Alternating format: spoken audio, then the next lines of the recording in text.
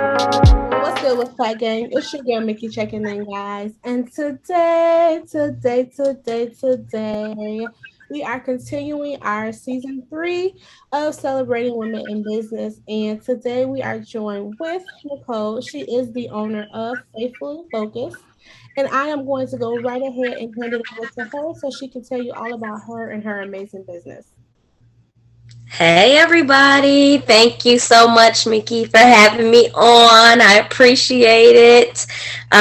So I just wanted to touch base, and I appreciate you letting me discuss a little bit about the brand. But basically, we are a faith-based clothing line that is designed to help people walk firmly and unapologetically in their faith, whatever that may be.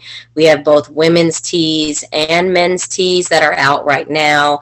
And come end of August, we will have some hoodies as well because hoodie season is coming. So Yeah. super excited about that. All right. And so, what made you start this business? Like, what was that deciding factor for you? I actually had the idea maybe 4 or 5 years ago, and I saw that there weren't a ton, back then, there weren't a ton of faith based teas. And I Mhm. think people have kind of, especially with COVID, scaled back on how much they want to demonstrate their faith or even talk about it because we live in a very sensitive environment right now. And so I had the concept, but I didn't know where to start. And I actually bought a tea and the iron on letters, and I was sitting in my closet ironing these letters on, and I was thinking, like, how am I going to do this? Like, they weren't, it was, the letters weren't sticking, and I was like, what, like, who's going to spend hours in your house ironing on shirts? And so I gave up. I threw the idea out. I never touched it again. And then here I am 5 years later with COVID. People have really touched into their entrepreneurial spirit. And so you have all these tools and resources to help you, with drop shipping and vendors and online sources and social media that wasn't really there 5 years ago. So the thought came back to me, and I ended up being in work from home for my full-time job. And I said, well, while I have the free time, let me do what I'm passionate about and let me research. And before I knew it, about a month and a half later, I was up and running. So it's been great. Well, I definitely commend you on that. And like you said, we all, with everything that the world is kind of going in, we all have tapped into those creative skills, really seeing how we can do things. And like you said, it's amazing how you can have this idea. And at the time, like you said, it wasn't like, okay, this is too much time. I don't have time to sit here and do this. But like you said, now that we have all these resources and things, you're able to fulfill that kind of passion, that dream that you kind of had. So I love that. And my business actually started October of 2020. So I'm just coming up to my 2 year, and I've learned so much Yeah. along this journey. So I know you mentioned like the social media and like the drop shipping and things like that. So how much would you say you put into like your marketing or your advertising for your brand? So, when I first started, I was stressing, right? Because you read all these articles that are like, you have to post 3 times a day, you have to do reels, you have to do it. It's a lot. It was overwhelming. So the first thing I had to realize is, like, do what you can do, and that's all that you can do, and it'll be what it's going to be, Mm-hmm. right?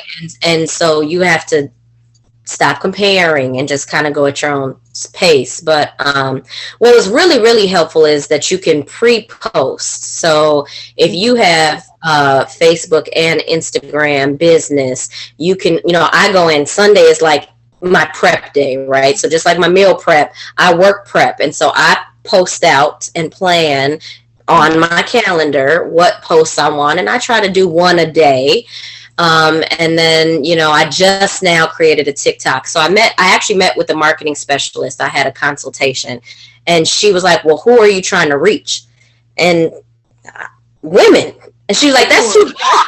Women and men. She's like, that's too broad. She's like, you have to narrow it down. So we talked through that. And I'm like, well, minors aren't really tapping into their faith just yet. You're too young. Mm-hmm. Teenagers right now are definitely not thinking about it. Right. College kids are pride partying, right? They not. It's not cool to them to have a faith based shirt. I haven't went So through anything yet. There's no like, oh, epiphany for them. So, we gauged it like 30 plus, right? 30 to 65. So that's still a very broad Right. perspective. But at least we've narrowed it down a little bit. And Mhm. so once we thought about that, then we thought, okay, well, what social media do 30 to 65-year-olds use, right? They're not using Snapchat. I'm in my 30s. I don't use Snapchat. I may use it to take a photo, but I'm probably going to post that photo on Instagram and Facebook. 50, 45, 50 plus, they're probably not even on Instagram. They're on Facebook. So, Mhm. the big thing about it is like figure out who your target audience is, figure out where they're at, and then try to appeal to that age group or that, race or sex or whatever your product is appealing to. Mhm. And for me, faith, right? I really didn't want to hone my business into just a specific religion because I believe no matter what religion are, you're faithful in what it is that you believe in. So, that also broadened my audience because I'm not saying these are Christian shirts. My shirts don't necessarily say God on them because Mhm. I like to be inclusive. I don't want it to be exclusive because then you might also narrow your window. So you just got to kind of figure out like where can you go to distribute those, who can you appeal to, where are those people that you're trying to appeal to, what are they doing, who are they talking to, and kind of market through that. Yes, and I definitely understand that because I went through a phase. I was like, no, I want Snapchat, I want Twitter, I want Instagram, I want TikTok, I want everything. And I was sitting there like, and who's gonna manage all of those accounts?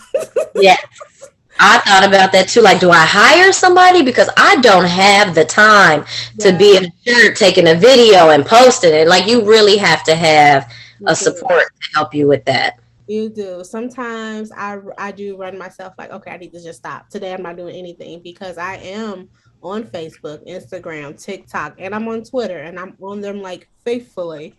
Um, but like you said, learning because it took me a while. I was almost a little over a year in before I realized, hey, I can schedule stuff.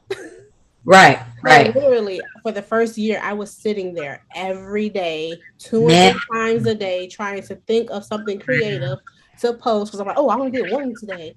And we must have saw the same article that you have to post like 3 or 4 times a day. And I'm yes, like, stop. yes. So yeah, but I have been scheduling, and what I try to do, I actually try to schedule for a whole month at a time. Oh, that's good. See, I go a week. I feel like the other thing too is I'm an overthinker, which Yeah. is not good. And I'm somehow in my mind trying to piece together like do this shirt and then this shirt and because it ties into that. And I really don't even need to be doing all that, but I do. And so it's difficult for me, right? Like I'm not a marketing major. That is not my cup of tea. I don't know what appeals. And then it was overwhelming because it was like I'm googling when's the best time to post on a Saturday for fashion, or like how Yeah. do you know what the algorithm is? So it's been a little difficult. It is. Like you said, you really have to learn your peak times. You have to learn, like you said, who your market is and what social media platforms they're on. So for like, me, I promote for a family. Mm, So I'm like, okay, well, I kind of have to spread out over the social media platforms because I'm like all ages, all sizes. So I was like, whoo, but it's like you said, between what you're selling or pushing or your business, you have to figure out that market. You have to figure out how to reach them. So yeah. I like that you brought up the scheduling because that's been a big help for me, and I believe is a probably it will be a big help to other people who are out there because sitting there trying to figure out 3 times to post and like you said, the video clips and the pictures and oh, I did too many pictures, so let me do a video. It's yeah, Yeah, yeah. yeah. And I can't do a reel that I think is interesting enough to save my life. Like now the big thing is you have to do reels, reels, reels, reels. That's what's getting the attention, right? Not a whole bunch of people are still scrolling through the feed anymore. Everybody's watching each other's story or you're seeing the reels that pop up.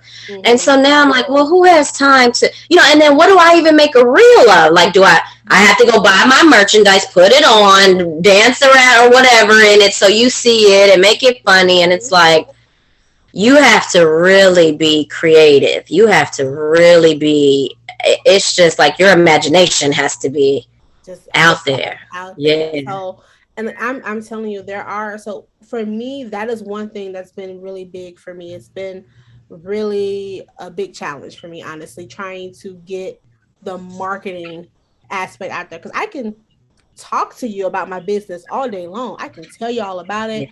I can show you pictures, all day. But it's like, okay, like you said, what am I going to make a reel about? How long should my reel be? Well, what's a catchy tune that works for my business? What's the newest, audio that you save that's going to get the most hits? And the other thing that I found is sex sells, right? Everything is about being half naked and the BBLs and what. That's not what my brand is about. So I can post a snippet of my shirt from my website and I'll get 4 likes. I post a beautiful woman in my shirt, I may get 30 to 40 likes, Yeah. which is kind of like, so now do I have to reach out to people to, to wear my clothes? And so you have to find the influencers and micro influencers, and so it's a lot of work, and it's very, I think it's more difficult depending on what your brand is, right? It's a lot easier to sell dresses or have a boutique with clothes because women go out all the time. Right. It's not as easy to say, let's find a woman who wears a ton of t-shirts. What, a lot of us aren't wearing t-shirts all the time. We want to dress cute. We want a sundress. So the scale is a lot different for who I can even appeal to. And then to say now they're faith-based, nobody's going to wear my faith-based t-shirt in the club, so, it's like it's going to be, or you'll find people who will buy the shirt and they don't wear it for a month or 2 months, or because they're not really wearing t-shirts, and where do they wear it? And so marketing is very challenging, very, very challenging. It is. And I think honestly, with the way, we'll just say the way the world is right now, with small businesses, it is a little harder because everyone is really worried about the money that they spend, how they're spending it, and everything like that. And you're like, well, I have to still be able to profit off of my business. I have to still be able to move products and everything like that. So I feel, although marketing is hard and being trendy with like social media and all that fads is difficult, I feel like it forces you to get out of your comfort zone to kind of learn these things to still help push your business. Yeah, yeah. And I think it depends on what you're in the business for, right? Like, by the grace of God, it will get where it's supposed to go, whatever that may be. But it was never my intention for it to replace my primary income, right? So if I thought I was going to go from February 2022 to December February 2022, I was going to make $1 million, right, that's not going to happen. Right? You have to be prepared to really focus on what you love to do. And why I continue to go with it is because it's what I'm passionate about. My creativity is tapped in because I personally design my shirts, right? So I get fulfillment and enjoyment sitting down and designing, whether somebody buys it or not. Right. It gave me a piece of happiness today to be able to do that. And if you get 1 or 2, even better. It's helping pay for the business and the website and all of that. But it's very important, I think, for people to, when you go into business for yourself, to not focus on how much money I'm going to make. Is it something you enjoy doing? Because at the end of the day, people may go to Amazon and Google my shirt, and there could be 1,000 other people that have a shirt that's similar, and they'll get it in 2 days, and it's probably half the price, or whatever. And that's consumers, right? We have options. So you got to do what you love to do and enjoy doing, and not be in it just for the money. Yeah. And I think that is so true, because, you always say, I want to make money. I have to make money. I have to make a sale. I need to make a sale. And then you start, like you said, you start focusing on the wrong aspects of it. And now you're really not going to make a sale. You're really not going to do anything, because now you're not focused on the business. You're focused on the money. Yeah. So I went, trust me, I went through that phase, because you have those spurts where you're like, hey, I made 2 sales today. I made 3 yesterday. And then you're like, oh, I didn't make nothing last week though, So it's really like you said. That's kind of where I am. Mm-hmm. Because when you first start, all your family and all your friends, right, they're going to support you. Right. And so the first few months, you're like, oh, look at all these sales. That's my cousin. That's my grandma. That's my mom. That's my friend. And that's coming. The more people it's like, And then by about month 4, you're like, everybody I know bought my stuff. Now, how do I get to the people I don't know? Mm-hmm. So that's kind of where I'm at. Like, how do I get to people I don't know? And So you that, gotta rely on people like us to like network and like build each other up and share the word, and like maybe somebody will tag that touches one person that may touch another person, and so the struggle is real. yes. And that's why I really wanted to do this series, because my main focus was you always hear this stigma that women can't collaborate in business. Women, it's always this competition. And it's like, no, Yeah. we can collaborate, because if we help push and promote each other, we will all grow, you know? Yep. And it's like Agree. we kind of look at these big corporations and we're like, oh, well, they're making all this money. And it's like, how many of these corporations are partners behind the scenes? How Yep. much of the stuff that Yep. you buy that you're like, oh, this or that comes from the same processing plant, you know, and it's just a different name. Yep. So I'm like, we have to be able to put on for our sisters. We have to be able to promote each other. And like you said, my market, there could be some people in my market for you and vice versa. Like, just because, I'm making a sale from someone, and vice versa, does not mean we're in competition. It's all about collaboration. We all need to help Yep. each other, support each other. So that was one reason why I really wanted to create this series. And then also, like you said, if our family is the only ones that know we're out there, they're the only ones following us on social media, how do we grow from there? I mean, Yeah. when you have another baby in the family, I mean, down the line, they can subscribe and follow you, but what you gonna do in the meantime? Right. Right. Right. And I have honestly found some people I've been meeting through like some of the lives I may come across, or someone may tag me in a post. And I'm making connections with individuals who I'm building relationships with. We're sharing information, we're sharing those growing pains, and we're able to grow from that. Even the knowledge you gain sometimes will really help you in your business. Yep. Agreed. Agreed. So, oh man, it's just so I feel like we can go on and on about this, but so what would be one thing if someone told you they were thinking about starting a business or anything like that, what would be one thing you would tell them? Just do it. Just do it.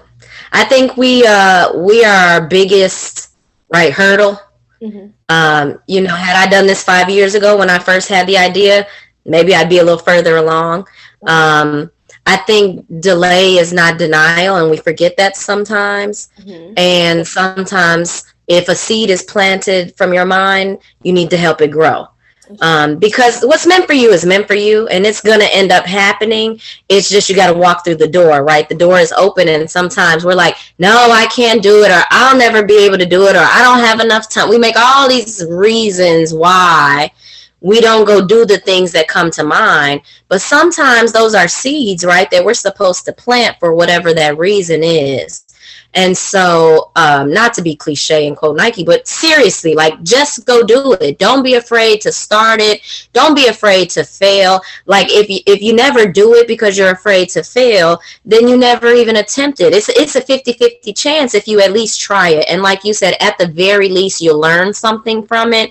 Then maybe this business didn't work, but you learned from it to take to the next business, or to help someone else start their business, or whatever it may be. So, go out there. If you have an idea, do what you need to do to make it work. Put the time in.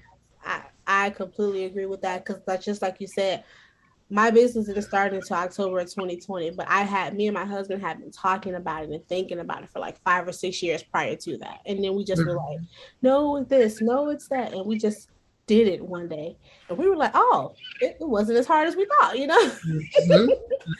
So, yeah. Yes. But I really do appreciate you taking time to stop by the den and kind of tell us about you and your business and some of the growing pains and things that you've learned. But before we let you go, can you tell us where we can find you, where we can shop, your social media? Yes, absolutely. So on Instagram, we're at faith_fully_focused. On Facebook, we are Faithfully Focused LLC. And then you can shop directly on the website, which is faithfully-focused.com. Okay. And so either of those, we have shop on Instagram, we have shop on Facebook, so you can shop directly through there, or you can go to the website. Okay. So I will make sure all of your contact information is in the description box down below. So guys, make sure you tune in to her. Make sure you follow her social media platforms. I'm pretty sure if you wanted like to collab with her or anything, I'm pretty sure she'd be more than welcome. She's very, very responsive when you message her. I'm telling you, we've been going back and forth for a little bit, but we got it together. Yes, yes. And thank you for the support and the platform and the opportunity, not just for me, for other entrepreneurs out there. I think what you're doing is amazing, and I appreciate you helping us pave that way. Thank you so much. I really just want us to glow together, like because Yeah, we can. So yeah. I do thank you so much for that. So guys, make sure you like, comment, share, and subscribe. Share this video out to anyone you know who may be thinking about starting a business, who is looking for some new products to wear, who does unboxings. Let them know we are here, we are available for them, and we have some wonderful products that we would like to showcase. So if you guys are rocking with me and continue to rock with me, make sure you guys subscribe and join the den. Thank you, Nicole, so much for stopping by. And until next time, guys, we will catch you later. Peace. Bye.